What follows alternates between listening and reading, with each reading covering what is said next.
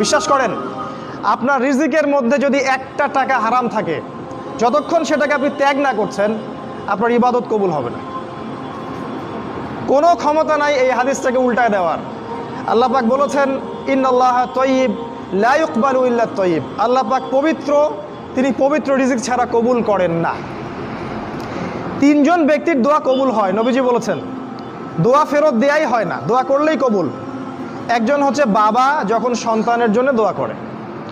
2 number, যখন কোনো মুসাফির মানে সফর করছে যারা আল্লাহর পথে বা মুসাফির, তারা যখন আল্লাহর কাছে দোয়া করে, দোয়া কবুল হয়ে যায়।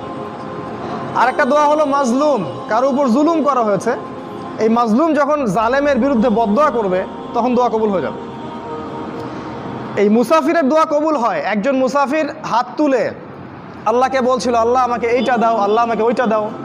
আর আমাদের নবীজি দেখে বললেন যে মুসাফিরের দোয়া কবুল হয়, কিন্তু এই ব্যক্তির দোয়া কেমন করে কবুল হবে যার খাবার হারাম, পানীয় হারাম, পোশাক হারাম, সবই হারাম। মানে রিজিক হালাল না হওয়া পর্যন্ত ইবাদত কবুল হবে না। তাই যাবতীয় সুদ, যাবতীয় ঘুষ, এই যে হারাম রিজিক, হারাম পণ্যের ব্যবসা, এগুলো থেকে তওবা না করা পর্যন্ত ইবাদত তো কবুল হবেই না, আপনি ইবাদতের স্বাদ পাবেন না। এই যে নামাজ পড়েন, রোজা রাখেন, অনেক কিছু করেন, হজ করেন, স্বাদ পান না, আত্মতৃপ্তি পান না, এর কারণ হারাম রিজিক। আর নবীজি বলেছেন, শেষ জামানার অন্যতম নিদর্শন হচ্ছে মানুষ হালাল হারামের কোনো পরোয়া করবে না, যেভাবে পারে সেভাবে টাকা উপার্জন করবে। মেরে হোক, কেটে হোক, ঘুষ খেয়ে হোক, দুর্নীতি করে হোক, টাকা চাই, টাকা, অর্থ সম্পদ চাই।